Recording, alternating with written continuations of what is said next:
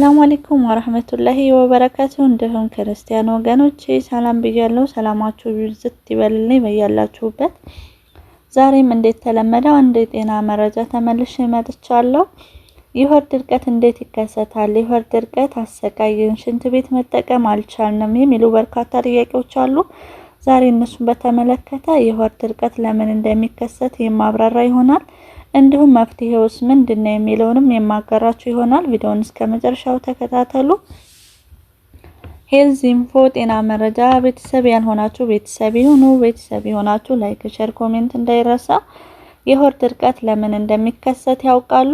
አንድ ሰው ለተከታታይ ሳምንት ወይም ከዚያ በላይ በቂ ጊዜ ሰገራ ማውጣት የሚያስቸግረው ከሆነ ወይም ከ3 ጊዜ በታች ሰገራ የሚያወጣ ከሆነ የሆድ ድርቀት አለ ተብሎ ይገለጻል።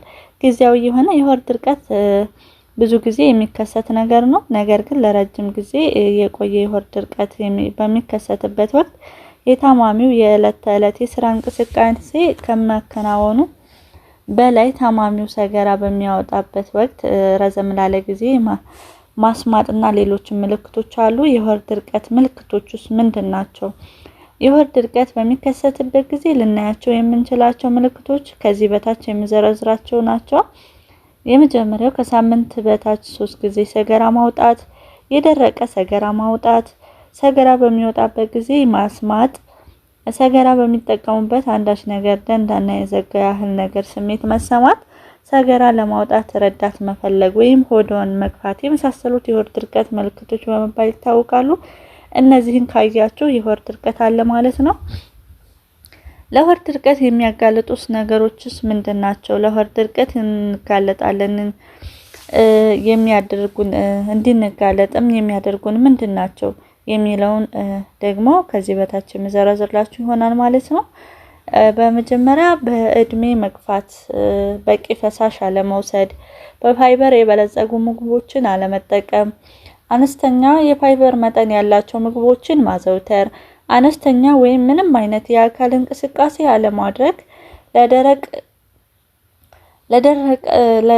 ለድርቀት የሚያጋልጡ መድኃኒቶችን መጠቀም። ለምሳሌ አሁን ለግፊት ለደም ግፊት ለመቀነስ የሚረዱ መድኃኒቶችን መጠቀም፣ ለአእምሮ ችግር የሚሰጡ እነዚህ መድኃኒቶችን በሚጠቀሙበት ሰው ላይም የሆድ ድርቀት ይከሰታል። የሆድ ድርቀት መንስኤዎችስ ምን ሊሆኑ ይችላሉ? የሆድ ድርቀት አብዛኛውን ጊዜ የሚከሰተው ከምግብ መፈጨት በኋላ የሚቀረውን ቆሻሻ ወይም ሰገራ እና በአንጀት ውስጥ የሚደረገውን እንቅስቃሴ ጉዞ በጣም ዘገምተኛ የሚሆንበት ወቅት ሲሆን የሚከተሉትን መንስኤዎች ናቸው። የአንጀት መታጠፍ፣ የትልቁ አንጀት ካንሰር፣ የትልቁ አንጀት ጥበት፣ አንጀት ላይ ጭነት ሊፈጥር የሚችል ሌሎች የውስጥ ካንሰሮች፣ የድህረ ሰረሰር ጉዳት መኖር፣ ስትሮክ፣ የፓርኪንሰን ህመም፣ ሰገራን ለማስወገድ የዳሌ ጡንቻዎችን መለጠጥ አለመቻል፣ የዳሌ ጡንቻዎችን መልፈስፈስ፣ የስኳር ህመም፣ እርግዝና፣ የታይሮይድ እጢ፣ የሆርሞን ማነስ ናቸው። እነዚህ መንስኤዎቹ ናቸው ለምን ለሆድ ድርቀት መንስኤ ይሆናሉ ማለት ነው። የሆድ ድርቀት ህክምናውስ ምን ይመስላል? የረጅም ጊዜ የሆድ ድርቀት በሚኖርበት ጊዜ ከሚመከሩ ነገሮች ውስጥ የአመጋገብና የአኗኗር ዘይቤ ለውጥ ማድረግ ሲሆን ይህም ሰገራ በአንጀት ውስጥ የሚቆይበት ጊዜ ይቀንሳል። ይህም ማድረገው ለውጥ ካላመጣ የጤና ባለሙያ ማማከር ይጠበቅበታል። የፋይበር አወሳሰድ መጨመር እና በቂ ፈሳሽ መውሰድ፣ ቀስ በቀስ አትክልትና ፍራፍሬዎች እንዲሁም የጥራጥሬ ዘሮችን በብዛት መጠቀም ወይም መመገብ አስፈላጊ ነው። የአካል እንቅስቃሴን ማዘውተር፣ ይህም የአንጀት ጡንቻዎች እንቅስቃሴ ስለሚጨምር ድርቀት ይከላከላል።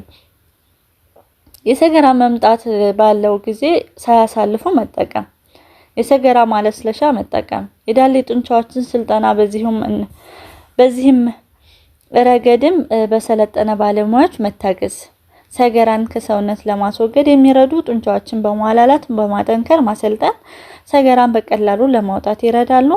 በቀዶ ጥገና ሊስተካከል የሚችሉ የጤና ችግሮች ለምሳሌ ፊንጢጣ መቀደድ፣ የአንጀት ጥበት የመሳሰሉ ሲሆኑ እነዚህን ሁኔታዎች ሲኖሩ የቀዶ ጥገና ባለሙያ ማማከር ይጠበቅበታል። የሆድ ድርቀት የተባባሰ ከሆነ በቀላሉ በብዙ ስር የሰደዱ ችግሮች መጋለጡ አይቀሬ ነው። በተለይም የፊንጢጣ መሰንጠቅ ባሉ የከፋ ችግር የሚዳርግ። ይህም ችግር ካለባችሁ አስቸኳይ ወደ ሕክምና መሄድ ይኖርባችኋል። የተወደዳችሁና የተከበራችሁ የሄልዝ ኢንፎ ጤና መረጃ ቤተሰቦች የዛሬው የጤና መረጃ ይህን ይመስል ነበረ። ተመልሰን እስከምንገናኝ ሰላም ሁኑ።